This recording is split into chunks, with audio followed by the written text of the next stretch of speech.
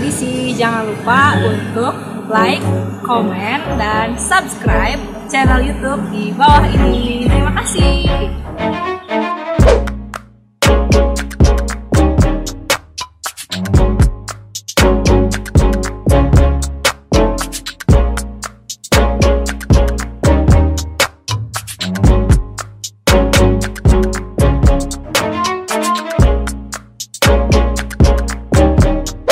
Halo Sobat Ekspedisi, Assalamualaikum warahmatullahi wabarakatuh. Bertemu lagi bersama Ibu di mata pelajaran Sosiologi. Nah, kemarin kan kalian sudah nih mengetahui pengertian tentang perubahan sosial. Sekarang kita akan belajar tentang faktor penyebab perubahan sosial itu sendiri. Nah, faktor penyebab perubahan sosial itu ada dua, ada internal dan eksternal. Internal artinya dia terjadi di dalam masyarakat itu sendiri, sedangkan eksternal itu di luar dari masyarakat. Oke, nah yang pertama itu kita akan bahas dulu nih faktor penyebab perubahan sosial yang bersifat internal. Nah yang pertama itu adanya bertambah atau berkurangnya penduduk. Jelas, bertambah atau berkurangnya penduduk itu bisa menyebabkan suatu perubahan. Kenapa sih? Karena demografi atau ilmu yang mempelajari tentang kependudukan itu jelas sangat mempengaruhi sekali. Misalkan di suatu daerah angka pertumbuhannya itu cepat, nah otomatis kependudukan pun akan cepat berubah. Atau misalkan di suatu daerah angka kematiannya tinggi, otomatis akan mempengaruhi komponen daerah tersebut. Nah di sini dalam bertambah dan berkurangnya penduduk itu kita bisa lihat bahwa di kota, lahan-lahan semakin sempit. Kenapa sih lahan semakin sempit? Jelas, karena populasi manusia semakin meningkat. Dari desa datang ke kota. Nah, contoh dari bertambah dan berkurangnya penduduk adalah misalkan di kota nih. Di kota itu kan masyarakat komponennya kompleks. Terlebih lagi banyaknya urbanisasi atau masyarakat yang berpindah-pindah dari desa ke kota. Nah, dari sini bisa kita lihat bahwa lahan pemukiman di kota semakin sempit. Dari situ kita bisa lihat, oh iya, bahwa populasi penduduk ternyata terus bertambah. Nah, maka perubahan sosial akan terjadi. Misalkan, karena lahan di kota semakin sempit, akhirnya di kota salah satu daerah mengalih fungsikan lahan. Dari lahan yang tadinya pemakaman menjadi pemukiman. Jelas, itu merupakan suatu perubahan. Karena yang tadinya harusnya si tanah tersebut untuk makam, areal pemakaman, ternyata diganti menjadi areal pemukiman karena populasi manusia semakin banyak. Yang kedua, kemudian akan timbul kemiskinan, kemacetan, dan kita lihat sendiri deh bahwa di kota itu sekarang jalanan sudah dipenuhi oleh masyarakat yang kita tidak tahu datangnya dari mana. Itu juga sudah merusak wajah kota yang harusnya bersih, rapi, menjadi kumuh. Kemudian faktor internal yang lainnya yaitu adanya penemuan baru. Nah, di dalam penemuan-penemuan baru itu adanya istilah discovery dan invention. Kalau discovery itu suatu penemuan yang benar-benar baru, boleh ide, gagasan, atau berupa barang. Nah, dari discovery itu berubah menjadi invention. Discovery menjadi invention bisa asalkan si inventionnya itu bisa diterima oleh masyarakat.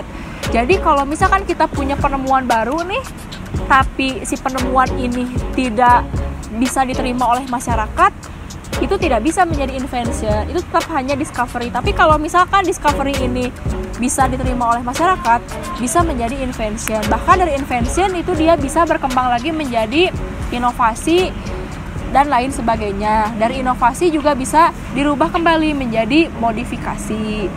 Nah, kemudian selain dari adanya faktor penemuan baru, juga adanya konflik atau pertentangan dari masyarakat itu sendiri. Jelas, ini merupakan satu faktor internal. Kenapa?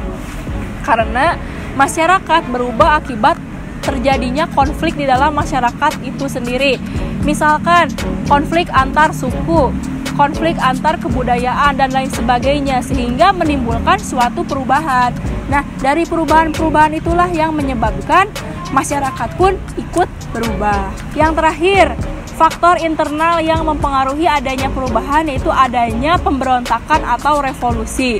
Nah, di sini jelas adanya revolusi itu bisa menyebabkan perubahan, bisa menyebabkan tatanan suatu negara itu betul-betul berubah. Seperti misalkan dulu kita masih mengalami penjajahan oleh Jepang dan Belanda. Namun ketika Indonesia merdeka pada tanggal 17 Agustus 1945, akhirnya timbullah perubahan-perubahan baru. Nah, itulah yang dinamakan dengan revolusi.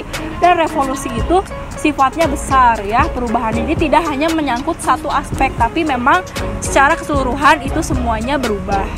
Next, selanjutnya adalah faktor eksternal atau faktor yang mempengaruhi masyarakat terjadinya perubahan sosial yang berasal dari luar.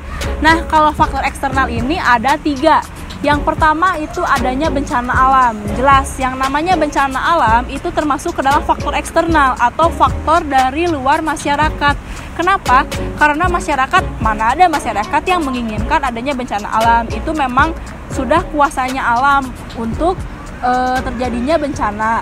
Nah, di sini yang namanya bencana alam itu bisa terjadi perubahan. Kok bisa sih? Nah, salah satunya saja misalkan tsunami. Nah, bencana alam tsunami itu jelas sangat mempengaruhi masyarakat, bahkan terjadinya perubahan. Nah, perubahan di sini kan bisa secara fisik, bisa juga secara non fisik. Misalkan perubahan secara fisik jelas banyaknya lahan yang tergerus oleh tsunami, berarti mengakibatkan perubahan. Kemudian kalau secara non fisik, secara mental, nah masyarakat yang terkena bencana alam tsunami jelas bahwa mereka akan mengalami trauma. Nah, disinilah adanya perubahan-perubahan yang terjadi.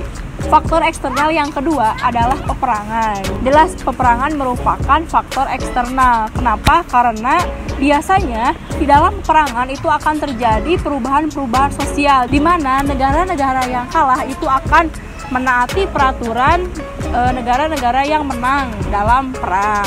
Dan yang terakhir adalah yang ketiga, bahwa adanya interaksi atau kontak dengan kebudayaan lain. Nah, ini sangat terjadi sekali ya di Indonesia. Misalkan kayak gini deh, adanya perubahan sosial itu akibat dari kontak budaya dengan negara lain atau orang lain. Contohnya deh dalam pernikahan. Pernikahan di Indonesia sudah banyak kontak dari kebudayaan yang lain. Misalkan sekarang itu ada namanya bridal shower ya. Mana ada Indonesia bridal shower. Nah, itu mengadopsi dari kebudayaan barat. Kemudian sekarang di pesta-pesta itu di Indonesia sudah banyak menggunakan standing party. Nah, standing party itu sangat jauh sekali dari kebudayaan Indonesia, di mana kebudayaan Indonesia itu yang mengutamakan budaya yang memiliki ketimur-timuran. Nah, otomatis berarti standing party itu merupakan pengaruh atau unsur-unsur yang terdapat dari budaya yang lain. Nah, misalkan banyaknya modernisasi atau mix antara kebudayaan tradisional dengan kebudayaan dari daerah lain atau dari luar, nah mengakibatkan suatu perubahan sosial. Nah, itulah faktor penyebab terjadinya perubahan sosial. Bisa kita ulang ya. Jadi faktor perubahan sosial itu ada 2. Ada internal, ada eksternal. Internal itu dari dalam masyarakat itu sendiri, sedangkan eksternal itu dari luar masyarakat. Oke, nah itulah pembahasan di video kali ini tentang faktor penyebab terjadinya perubahan sosial. Kita jumpa lagi di video berikutnya. Sampai jumpa. See you. Assalamualaikum warahmatullahi wabarakatuh.